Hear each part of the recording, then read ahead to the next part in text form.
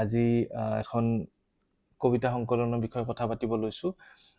মোৰ বন্ধু হৃদয়জ্যোতি ডেকাৰ যিটো কবিতা সংকলন চাপৰ মানুহৰ কবিতা এখন হৈছে বেটুপাত। ইমান ধুনীয়া চাওকচোন।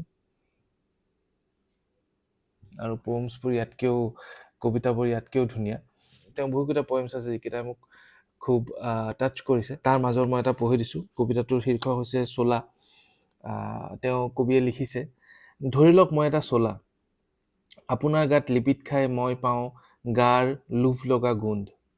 আপোনাক গিলি মই তৃপ্ত হওঁ, মোৰ ভিতৰত সোমাই আপুনি হৈ পৰে ধুনীয়া। প্ৰত্যেকৰে আলমাৰীত 4টামান চোলা থাকে। চোলাবোৰে মানুহৰ সকলো কথা জানে।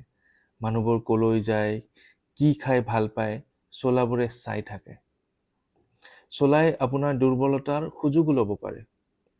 অতৃপ্ত চোলাবোৰে বিদ্ৰোহ কৰি আপোনাক নঙঠ কৰিব পাৰে। ডাঙৰ ডাঙৰ মানুহবোৰৰো সোঁৱে বাৱে চোলাবোৰ পিয়াপি দি ফুৰে। ডাঙৰ মানুহৰ ধুনীয়া হোৱাৰ চখ। চোলাবোৰৰ পৰা সাৱধান।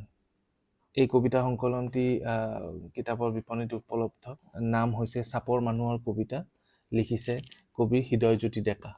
So thank you so much. See you next time. Bye bye.